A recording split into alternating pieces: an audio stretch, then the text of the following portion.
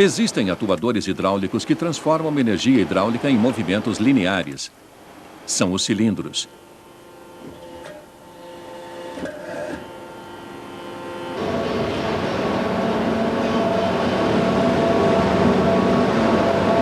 Atuadores rotativos, ou também denominados motores hidráulicos, produzem um movimento giratório.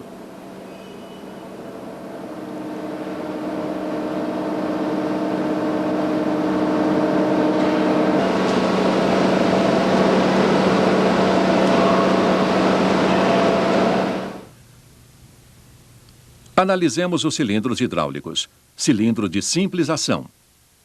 Este é um cilindro de simples ação com seu símbolo. Tem apenas uma conexão de trabalho. É assim que ele opera. Quando o óleo vai fluir para a câmara traseira, gera-se uma pressão de trabalho e o êmbolo avança. Este cilindro exerce força em apenas uma direção. Mesmo reduzindo-se a pressão do óleo, nada acontecerá. O êmbolo é recolhido somente quando uma força externa atua.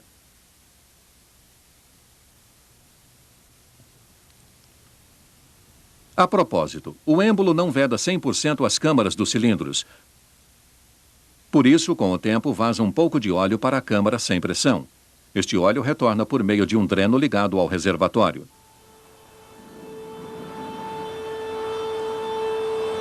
Vemos aqui um cilindro de simples ação em uma mesa elevatória de tesouras.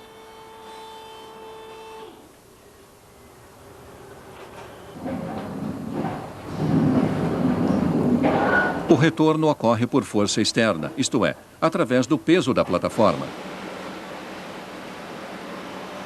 Mas também existem cilindros de simples ação com retorno por força de mola. Este cilindro, por ocasião do avanço, produz uma compressão na mola e retorna por ação da mesma.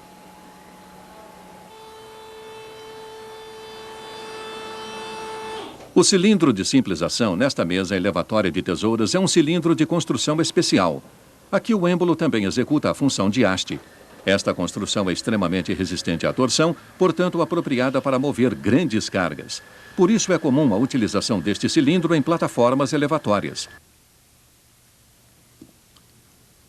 O cilindro de dupla ação. O cilindro de dupla ação é reconhecido por suas duas conexões de trabalho. Ele funciona da seguinte forma. A entrada do óleo pressurizado pode ocorrer em ambos os lados através das conexões, tanto para o avanço como para o retorno.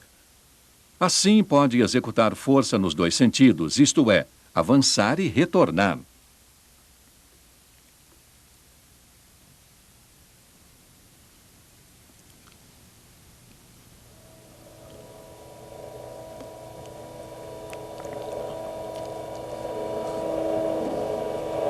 O retorno do cilindro é mais rápido do que o avanço.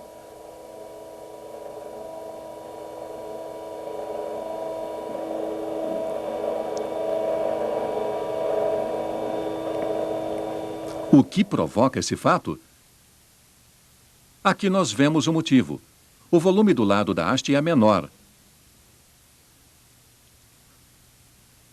Isto porque a área de atuação do êmbolo é reduzida pela área da haste.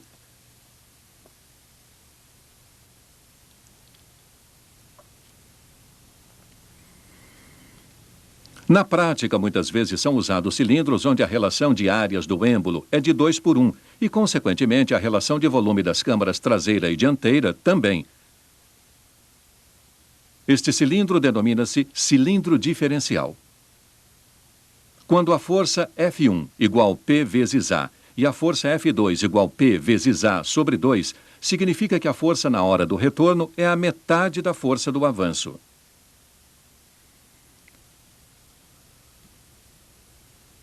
Por outro lado, a câmara dianteira é preenchida com óleo da metade do tempo para a mesma vazão. O êmbolo, portanto, retrocede com o dobro da velocidade. Também a vazão do óleo que sai é o dobro, porque no mesmo tempo a quantidade maior de óleo da câmara traseira deve sair.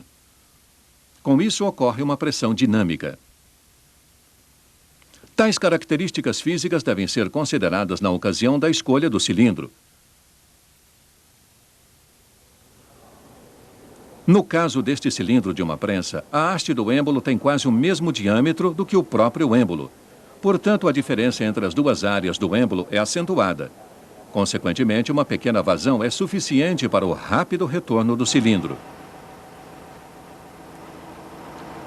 Nesta direção hidráulica, tanto para a direita quanto para a esquerda, os movimentos devem ter a mesma velocidade.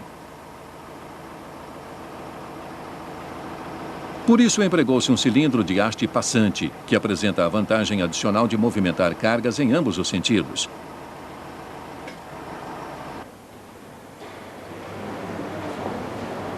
Quando se necessita de cilindros com grande curso, mas com limitação das dimensões externas, pode-se utilizar um cilindro telescópico. Eles podem ser de simples ou de dupla ação. Falaremos agora de motores hidráulicos. A princípio funcionam como bombas, porém em sentido contrário. Recebem o óleo sob pressão e produzem um momento torsor em seu eixo. O óleo hidráulico sob pressão movimenta as duas engrenagens que compõem o motor. O fluido é transportado através das câmaras para a tubulação de retorno, onde acontece o alívio de pressão, pois só existe a resistência oferecida pela tubulação até o reservatório. Uma característica importante dos motores hidráulicos é o volume deslocado V, isto é, a quantidade de óleo que o motor pode deslocar a cada rotação. O número de rotações é calculado dividindo-se a vazão pelo volume deslocado. Em todos os cálculos para sistemas hidráulicos deve ser considerada a perda por vazamentos internos. Este motor hidráulico que aciona o cabo da ponte rolante transforma energia hidráulica em energia mecânica através de movimentos rotativos.